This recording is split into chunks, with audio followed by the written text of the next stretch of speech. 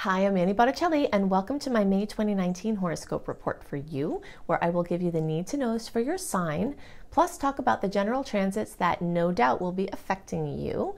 I'll let you know the places where the stars are in beautiful harmony and the possibilities that are open from those connections, as well as the places where the stars are in conflict and the challenges that could come from those connections. And resources, ideas, tips on how to use that energy and understand the energy to create alchemy in your life and have the most graceful and productive month possible. Definitely go to my website, anniehelpsyou.com, where I have lots of resources for you on your journey, including a very extensive astrology blog. You can see my new moon and full moon blogs that can help you make the most of those portals of energy that open every couple of weeks. You can sign up for a live reading at my site, and you can also sign up for my astrology apprenticeship program if you resonate with how I teach astrology and you would love to learn. Check out my new book, Radical Prayer, Transform Your Life and the World in 28 Days, which is an Amazon bestseller. You can see that on Amazon or at radicalprayerbook.com. So let's see what the stars have for you this month. Hello, Sagittarius friends. I'm very excited to talk to you about all of the planetary transits that are on my mind for you. For us this month, I'm a Sag as well. So we've got so many wonderful opportunities this month and planets moving in beautiful aspects to our placements. When we look at the overview of a month to see the energies at play and how each sign may be affected, what it boils down to is mathematical connections. So there's an art to astrology, and that is in the eye of the reader. There's an intuition. There's an energetic direction that is less tangible.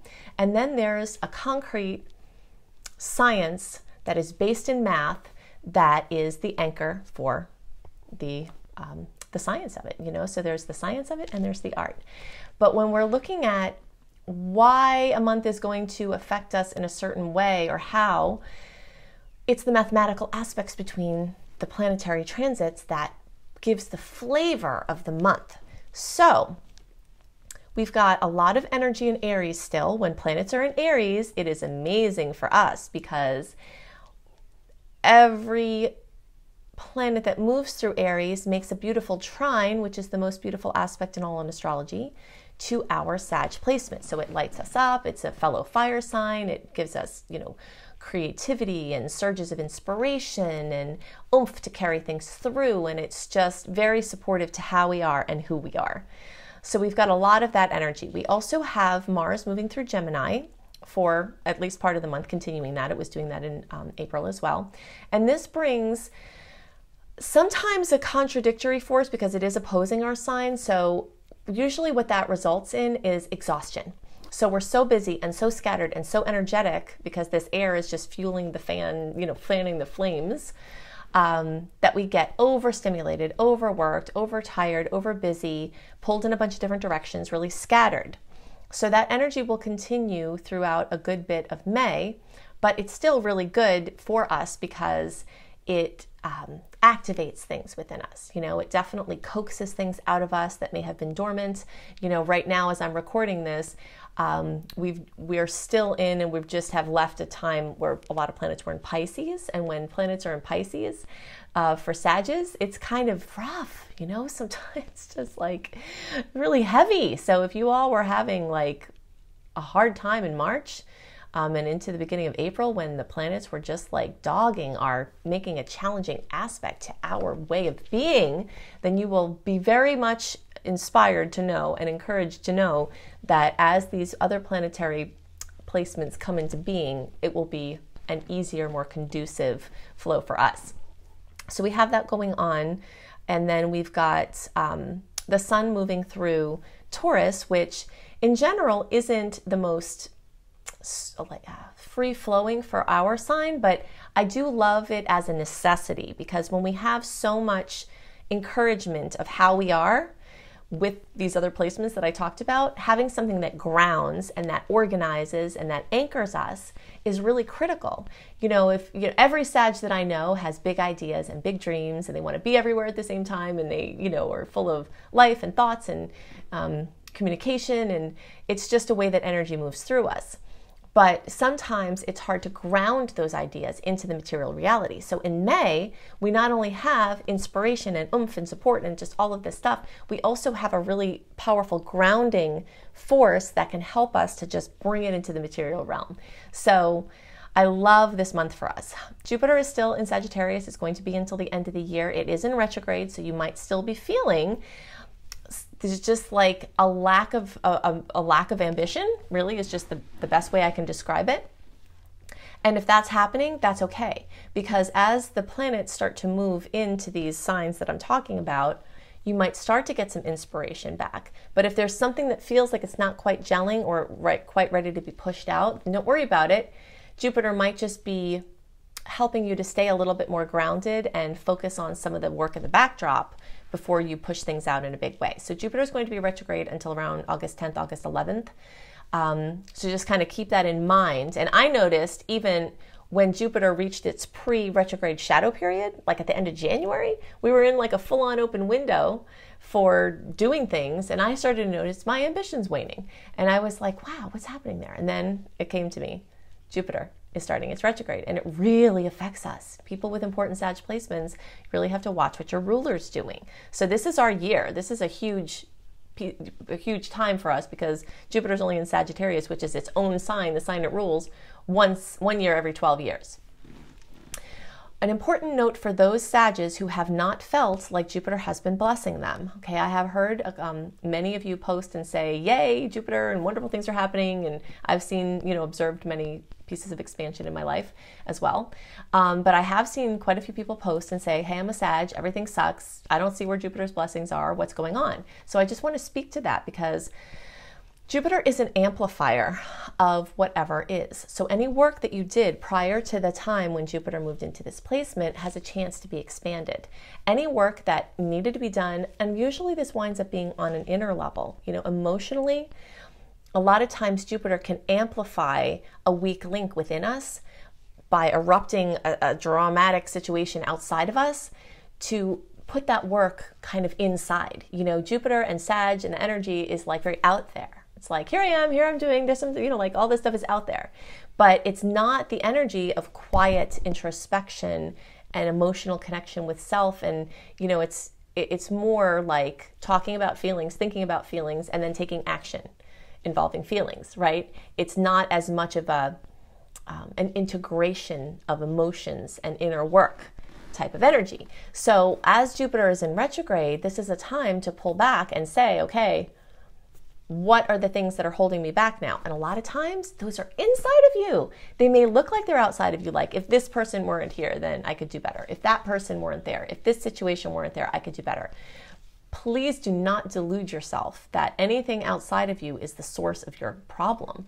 There's always a vibrational resonance within you that is attracting the external holographic reflection that's within you. And so that's exciting because that means that you can resolve it within yourself. You just have to do inner work on it. So if you are a person that has not seen Jupiter blessings, especially if you're an early degree placement, early or middle, because that's where Jupiter has mostly been focusing. If you're a late degree placement, Jupiter hasn't even crossed over your sign yet. I mean, it's expanding Sag energy in general, but it hasn't even crossed over your placement yet, late degree people for the most part. But early and middle degree people, if you're feeling like you don't have those blessings, then really look within and see what things need to be resolved within yourself so that you can be a vibrational match for the kind of things that Jupiter wants to bring you. Because that vibrational resonance has to come first, and no transit, not even a Jupiter and Sag transit, can get around your vibrational resonance. Okay, so now I want to pop the charts in and show you the visuals, as well as talk about a couple of places that are accentuated in the chart, and I'll show you those now. Okay, so in order to make the most out of all the information I'm going to give you, let's figure out if you're an early, middle, or late degree Sag. A lot of the things we talk about will be for all of you, but just to differentiate. Okay, so early is our November born, or 0 to 9 degrees. Middle, December 1st through 10th, around those days, or 10 to 19 degrees. And late is December 11th through the rest of the sign, or 20 to 29 degrees. If you didn't catch that, just rewind it so that you can be on the same page with us. And get this out of there. Okay, so I'm going to use the late degree chart just to talk about some things in general for everybody about the way that these aspects are connecting. So Venus and Mercury were in April and now May, Aries. Aries is a fellow fire sign, makes a 120-degree angle with our Sag placements, regardless of whatever they are. So at some point during April or May, and in that time, Venus and Mercury will kiss our Sag placements. So Venus rules money and love, and Mercury rules expression and our, communication and our mobility and travel. This could instigate trips and travel, which Sages, love usually. So I expect the restlessness factor to be kicked up into overdrive. If you have been chomping at the bit to go on a trip, then Mars moving through Gemini and plus, all this fiery energy, you're just going to be really rambunctious and want to go do stuff. So a lot of travel will probably happen from this, near and far. So that's exciting. Writing projects, other artistic or creative projects could come into fruition, advancements or, harmony within love sector or self-esteem boosts, things like that. I love Aries time for this for us. And if you notice around the same time every year, this is what happens. Because as I was talking about with those mathematical connections, when planets are in a certain mathematical connection, they have a certain flavor. Okay, so just to kind of click back to what I was talking about before, at the time that I was recording this in March, planets are in Pisces. Okay, Pisces makes a square angle with our placement. So you'll notice every year when the planets get into Pisces, and it's not just the sun, it's the other personal planets moving through there, so it gets staggered a little bit each year. But for the most part, the end of February into the end of March, definitely, and then sometimes before and after, depending on, where the other planets are moving through Pisces, you might notice that it's a really introspective, sometimes emotional, sometimes challenging, often involving situations with family. Okay, the family sector for Sages gets really crowded around this time. Fourth house, family, so early, middle, and late, you can see for different reasons at different times. This is a May chart, but in the April chart, this was also starting to get affected. Okay, so that has to do with home and family projects, emotions, and also inner psychology, like child psychology. So the things that we experienced as a child, the psychological imprinting that is affecting our adult experience, this gets brought up in a big way at this time, like the March kind of April. But anyway, back to May. I just wanted to point that out. So back to May, I was talking about these, the Sun in Taurus and how that makes a challenging angle with our placement. It's an awkward one. And that could put some pressure on, but overridingly, the energies in Aries, the energies in air, it's very conducive for us. And I see this as a grounding cord or like an anchor, that can really help us to ground our big ideas in and help to ground us and make the trip plans or whatever it is that we're going to spin out here. This is a time of year when we tend to spin out, and our tendency to spin, Sag energy moves in a spiral, an upward spiral. Our tendency to spin all year, when it gets to this point, it's really hard to manage. So something has to be done about it. And that Taurus energy can help to ground it and, see to the practical details that can follow things through. All right, so we talked about Jupiter still moving through, and in general, Saturn having moved through Sag years ago, but now Saturn in Capricorn is trying to teach us the story of economy of effort.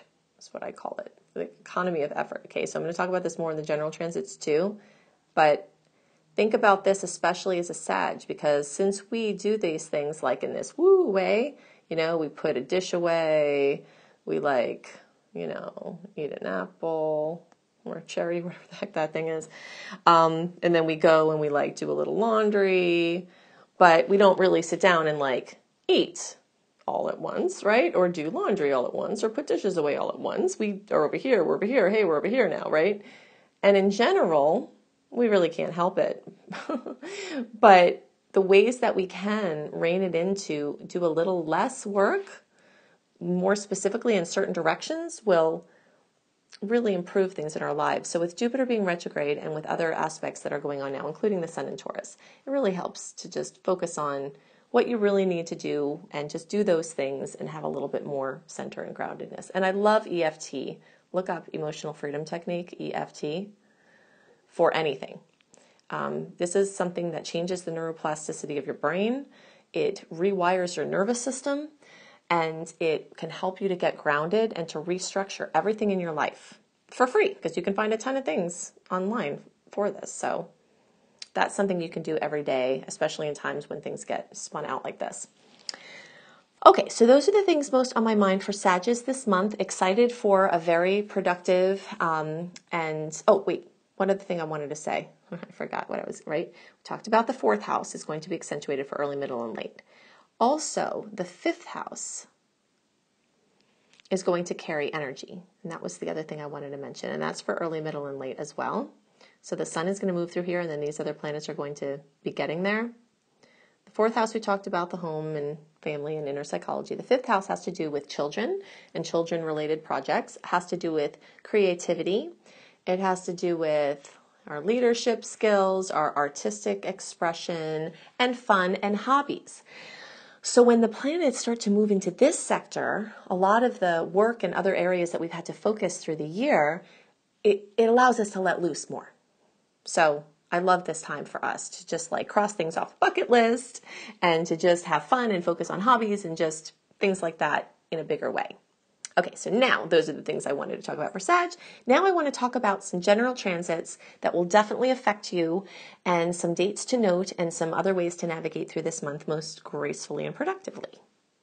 So I'm calling the theme of May 2019 for all signs, conquer the obstacles and gain the rewards, because this month we've got all kinds of obstacles, but there's actually more sweet energy than there are challenging energies. And there are going to be things to get through, but you have a lot on your side for getting past them with flying colors. The factors that flip the switch towards action in April are still at play very much this month in May. So we have the first month in a long time without having a personal planet retrograde, either shadow period or the actual retrograde, as part of the equation. So in April, even though Mercury was not retrograde, the whole first half of April, the post-shadow period from Mercury was still in effect. Now here in May, we don't have Mercury, Venus, Mars, the personal planets at all retrograde, nor do we have any of their shadow periods for the transit. So we don't have that to impede progress.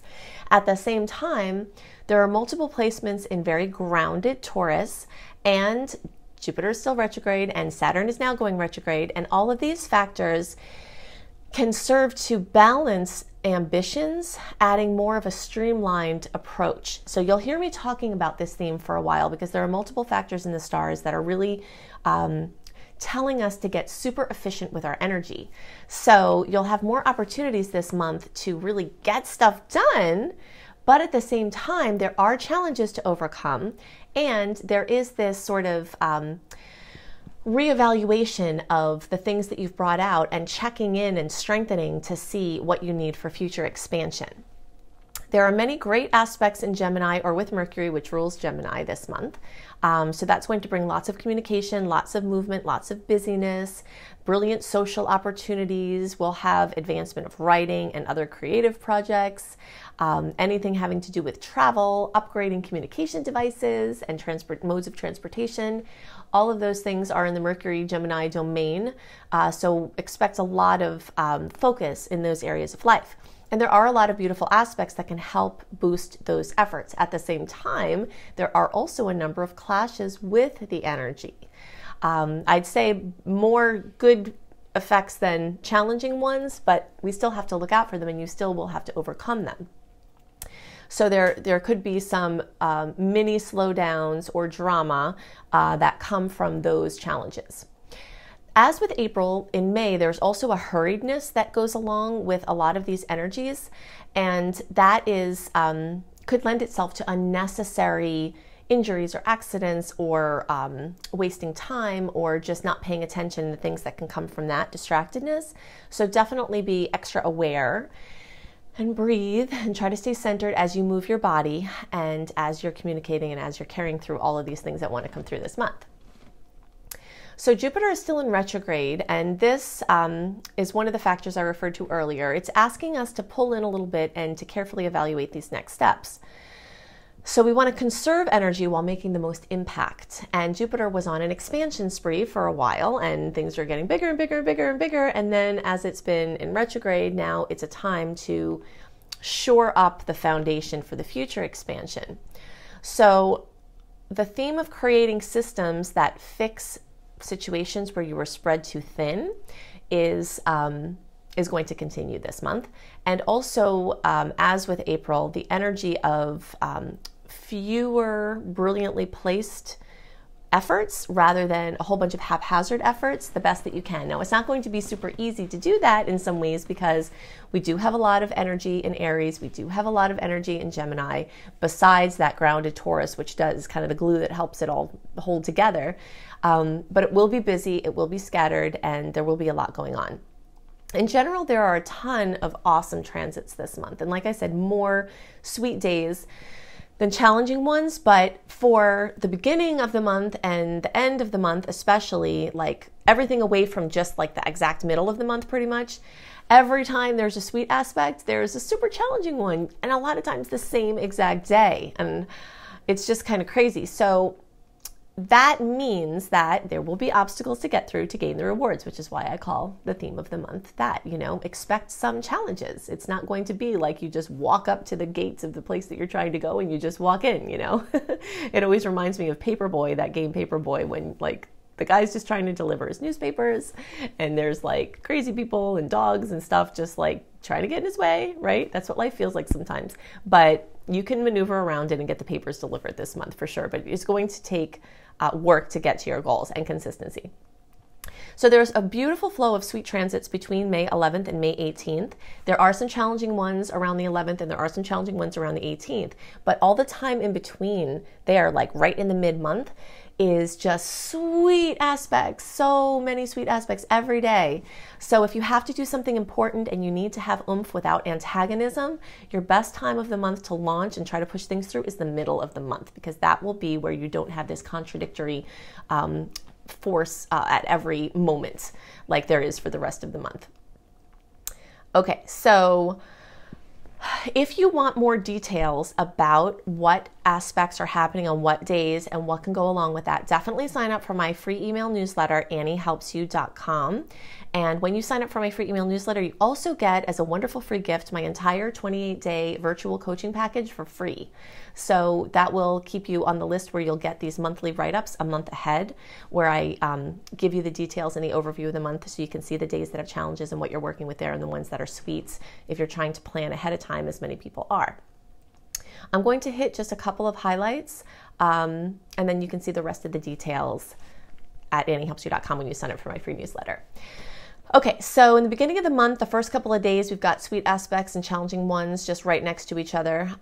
We've got the new moon on May 4th. That's the new moon in Taurus, so definitely make your new moon wishes, and you can see my blog about that for more details. If you just search for Making Powerful New Moon in Taurus Wishes, Annie, you will find it. But this has a beautiful aspect with Neptune on that day, so I expect some sweetness there sandwiched in between some of the challenges. Look out for overexertion and overcommitment in those days, like right there at the end of the week.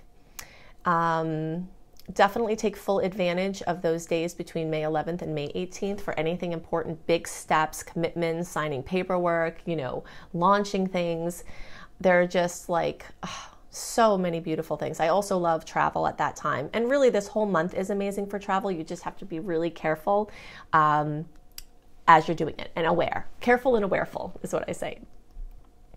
Okay, let's see. There was one other thing I wanted to point out here. The full moon on May 18th. The full moon is at 27 degrees of Scorpio, and that also has a conjunction with Venus and Uranus. So this is really important. So let's just take this piece by piece. We've had multiple months in a row where we've had full moons that are centered around relationships, okay? Because we had 2 Libra full moons in a row, and now we have a Scorpio full moon. And the Libra and Scorpio are these relationship houses. So there may be some major drama at this time, or there could be wonderful breakthroughs within relationships or of any kind, or things coming to be revealed that were hidden before, or just sweet moments, a culmination of something sweet within a relationship. Of any kind. So fullness, drama, completion, breakthroughs, things like that in the areas of Scorpio. But the wild card here is this energy of Venus in Venus and Uranus, because whenever Uranus is involved, it's like things out of the blue, surprises, jostling, and it could be better for better or worse, So Venus rules love and money and self-esteem. So Uranus coming in here often can mean like conflict or fight or something surprise within a relationship that is a challenge. But sometimes it's like a marriage, proposal or something that comes out of the blue, and that's a culmination of this, relationship energy. So it could really be something sweet like that, but we just never know when Uranus is involved. So expect intensity. I always, we all have to live our lives and we have to work and do what we have to do, but if you can leave the full moon a little bit open so that if some challenges come up and you can be present for them, then you might be grateful for that. So try to be well rested. That's the other thing that I recommend when Uranus is involved, because if something comes out of the blue and you have to deal with it, at least if you're well rested and calm going into it, it will be easier for you to handle it in the most graceful way. In general, since the energy of Venus and Uranus are both in Taurus, this is, earth energy. This is like ground-breaking, ground-shaking energy. And sometimes it can be quite literally. Uranus and Taurus has already been very much associated with the waking up of the volcanoes over the last year. And, the other earth changes that come from that and earth effects that come from that, wild weather and things like that, that are related to the earth and the atmosphere. So, just kind of be aware at those times that there's more energy and more power, and just follow your intuition as far as where you're supposed to be and what you're supposed to be doing. Okay. So those are the things that are most on my mind for this month. Definitely go to AnnieHelpsYou.com, sign up for my free email newsletter, get my Shine 28-day virtual coaching program for free, get these written version of these general reports in your inbox a month early. You can sign up for a live reading there. You can see more about my vocational courses that I have, including my astrology apprenticeship program, where I can teach you how to use astrology for your personal or professional purposes. And I have lots of other things on my website, like subliminal audios that help you to train your brain in the direction of things that you want. So you can see all that at AnnieHelpsYou.com. Definitely check out my book, Radical Prayer, Transform Your Life in the World in 28 Days. If you are interested if you're a spiritual seeker and you want to align your energies with that of the divine and have the most easy, graceful life possible, this is your little friend. I made it in a nice portable size. It's a beautiful book on the inside and out for you to take with you and use the power of affirmation and prayer to transform your life and the world in positive ways. So you can see that at radicalprayerbook.com. It's an Amazon bestseller.